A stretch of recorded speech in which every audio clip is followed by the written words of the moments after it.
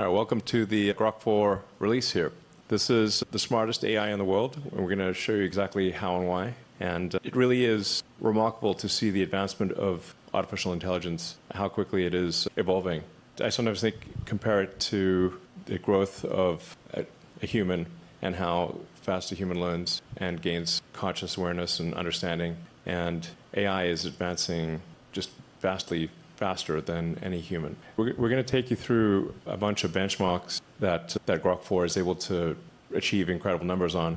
But it's actually worth noting that Grok 4, if given like the SAT, would get perfect SATs every time, even if it's never seen the questions before.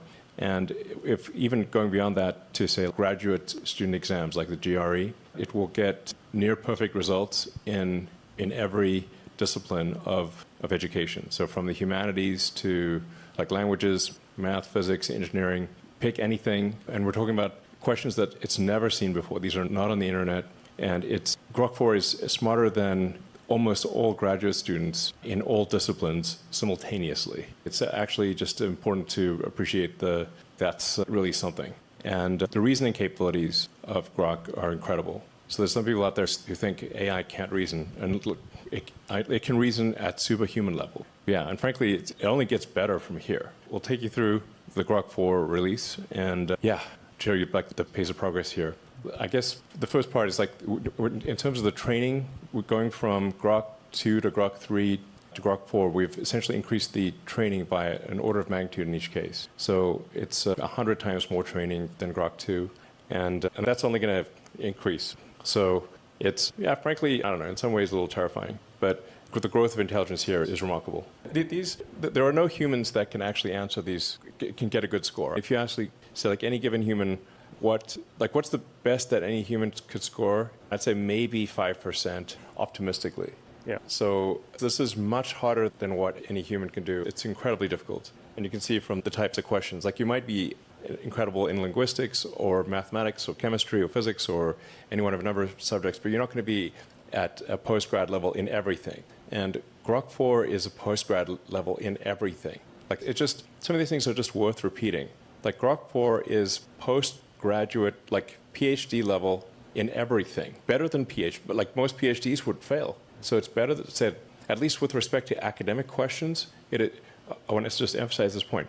With respect to academic questions, Grok 4 is better than PhD level in every subject, no exceptions. Now, this doesn't mean that at times it may lack common sense, and it has not yet invented new technologies or discovered new physics, but that is just a matter of time. I think it may discover new technologies as soon as later this year, and I would be shocked if it has not done so next year. So I would expect Grok to literally discover new technologies that are actually useful no later than next year and maybe end of this year. And it might discover new physics next year.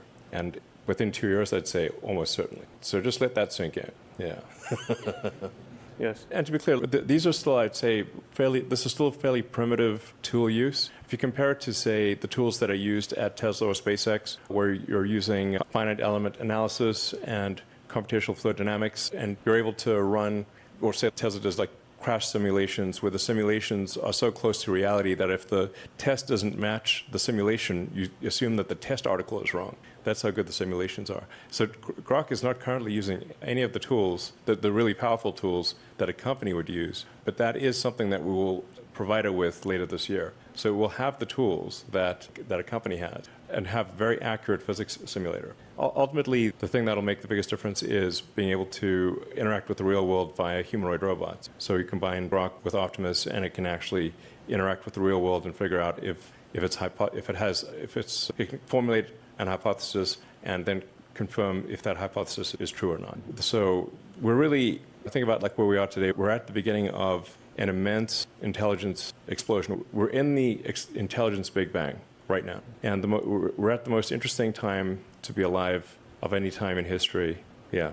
Now, that said, we need to make sure that the AI is a good AI, good Grok. And the thing that I think is most important for AI safety, at least my biological neural net tells me, the most important thing for AI is to be maximally truth-seeking. So this is a very fundamental.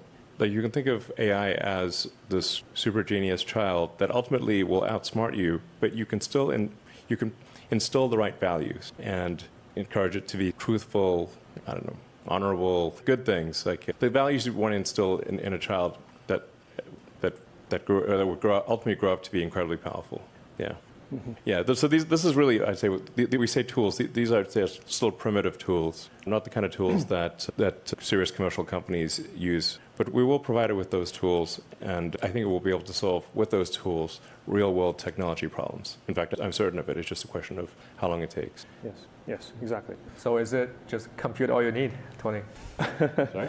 Is it just compute all you need at this point? You need compute plus the right tools, and then ultimately to be able to interact with the physical world. Yes. And then we'll effectively have an economy that is ultimately an economy that is thousands of times bigger than our current economy, or maybe millions of times. If you think of civilization as percentage completion of the Kardashev scale, where Kardashev 1 is using all the energy output of a planet, and Kardashev 2 is using all the energy output of a sun, and 3 is all the energy output of a galaxy. We're only, in my opinion, probably closer to 1% of Kardashev 1 than we are to 10%. So like maybe a point or 1 or 2% of Kardashev 1. We will get to most of the way, like 80, 90% Kardashev 1, and then hopefully, if civilization doesn't self-annihilate, and then Kardashev 2, like it's the actual notion of a human economy, assuming civilization continues to progress, will seem very quaint in retrospect. It will seem sort of cavemen throwing sticks into a fire level of economy compared to what the future will hold. It's very exciting. I've been at times worried about, it seems like it's somewhat unnerving to have intelligence created that is far greater than our own. And will this be bad or good for humanity? I think it'll be good. Most likely it'll be good. Yeah. But I somewhat reconciled myself to the fact that even if it wasn't going to be good, I'd at least like to be alive to see it happen. We actually are running out of actual test questions to ask. So there's like even questions that are ridiculously hard, if not essentially impossible for humans, that are written down questions, are swiftly becoming trivial for AI. So then there's the one thing that is an excellent judge of things is reality, because if physics is the law, ultimately everything else is a recommendation. You can't break physics. So the ultimate test, I think, for whether an AI is the ultimate reasoning test is reality. So you invent a new technology, say improve the design of a car or a rocket, or create a new medication. That does it work? Yeah. Does the rocket get to orbit? Does the car drive? Does the medicine work? Whatever the case may be, reality is the ultimate judge here. So it's going to be reinforcement learning, closing the loop around reality. So what we're saying is like a majority of the text-based of humanity's, scarily named humanity's last exam, Grok 4 can solve. And you can try it out for yourself. And with the Grok 4 Heavy, what it does is it spawns multiple agents in parallel, and all of those agents do work independently, and then they compare their work, and they decide which one. It's like a study group. And it's not as simple as majority vote, because often only one of the agents actually figures out the trick or figures out the solution. But once they share the trick or figure out what the real nature of the problem is, they share that solution with the other agents, and then they essentially compare notes and then yield an answer. So that's the heavy part of Grok 4, is where you scale up the test time compute by roughly an order of magnitude, have multiple agents tackle the task, and then they compare their work and they put forward what they think is the best result. Yeah. But like actually going forward, we can give it the same model that physicists use, so it can run the same level of compute that leading physics researchers are using, and give you a physics accurate black hole simulation. Exactly. Just right now it's running in your browser, so. Yeah, this is just running in your browser. Yeah, exactly. But it is quite funny. But it had to understand that question, which is that's the wild part. It's like it understands what is a weird photo. What is a weird photo? Yeah. What is a less or more weird photo? It goes through, it has to find all the team members, has to figure out who we all are, it searches This X. is without access to the internal xAI personnel logs. It's literally looking at just at the internet. Exactly. So you could say like the weirdest of any company. Yeah. To be clear. Exactly. We're going to close the loop around usefulness as well. So it's not just book smart, but actually practically smart. Exactly. Yeah, we still so what is the biggest weakness of Grok currently is that it's partially blind. Its image understanding, obviously, and its image generation needs to be a lot better. And that's actually being trained right now. 4 is based on version 6 of our foundation model, and we are training version 7, which will complete in a few weeks, and that'll address the weakness on the vision side. Just really, we're going to get to the point where it's going to get every answer right in every exam, and where it doesn't get an answer, it's going to tell you what's wrong with the question. Or if the question is ambiguous, disambiguate the question into answers A, B, and C and tell you what answers A, B, and C would be with a disambiguated question. So the only real test then will be reality. Can it make useful technologies, discover new science? That'll actually be the only thing left, because human tests will simply not be meaningful. We did limit usage during the demo, so it didn't break the demo, because all this stuff is happening live, so there's nothing canned about any of the tests that we're doing. After the is done, we'll enable more subscribers for SuperGrok. So if you can't subscribe right now, just try in half an hour. It should work.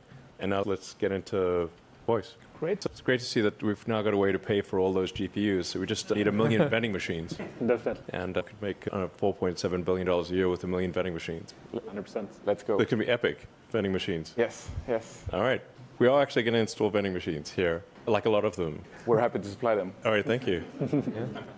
All right. I'm looking forward to seeing what amazing things are in this vending machine. That's for you to decide. All right. Now the next step, obviously, is for Grok to be able to play the game. So it has to have very good video understanding, so it can play the games and interact with the games and actually assess whether a game is fun and actually have good judgment for whether a game is fun or not.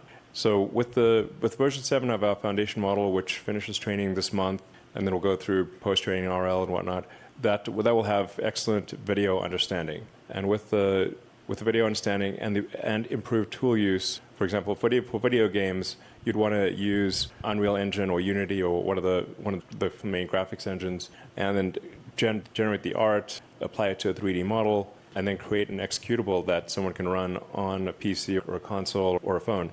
Like we expect that to happen probably this year, and if not this year, certainly next year. So it's going to be wild. I would expect the first really good AI video game to be next year, and probably the first half hour of watchable TV this year, and probably the first watchable AI movie next year. Like, things are really moving at an incredible pace. Yeah, when Grok is 10xing world economy with vending machines, it would just create video games for humans.